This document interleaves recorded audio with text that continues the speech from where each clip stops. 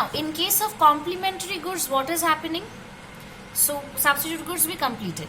Now, in the complementary goods, what is happening? In case of complementary goods, as I said, car and petrol are jointly demanded. So, if the price of petrol rises, we will obviously postpone the demand for car. Similarly, if the price of petrol falls down, we will increase the demand for buying a car. Okay, so this is how the price of the related goods are affecting the demand for the good in question. Okay, now the next factor is income of the consumer.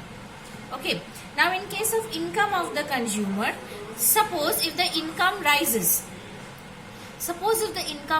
what will happen? The demand will fall. Demand will increase. Suppose if the income is rising. If the income is rising, demand will increase. And if the income falls, demand will fall. Okay. Now in case of income of the consumer, we will be watching the effect or seeing the effect in case of two goods, normal goods and inferior goods. So normal goods are goods in which if the income of the consumer increases, the commodity demand will also increase. So they are normally responding to the increase in income of the consumer. However, if in case of inferior goods, means those are the low quality goods which sometimes due to poverty the people are bound to consume. That time, what happens if the income of the consumer suddenly rises? If the income of the consumer suddenly rises, then the demand for that inferior good will fall. If the income of the consumer suddenly rises, the demand will fall down. The demand for that inferior good will fall down, because as the income has improved, people will shift to some better quality goods. So in case of normal good, with the income of the consumer, the demand is increasing, and in case of inferior good, with the increase in income of the consumer, the demand is falling. Okay. Next factor, C, taste and preference of the consumer. Suppose when a new product comes in the market, if we consumers like the product, that means it is the good has matched our taste and preference.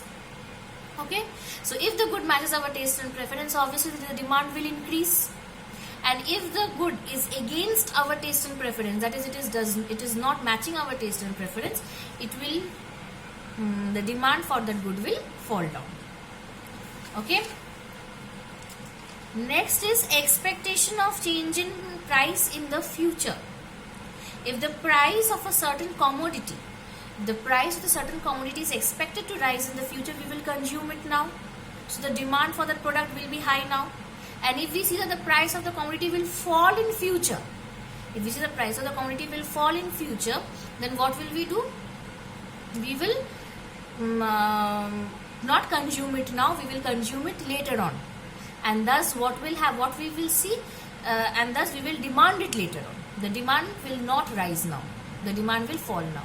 So remember, if we see that the price is increasing in future, we will consume it now, so the demand for the product will increase now.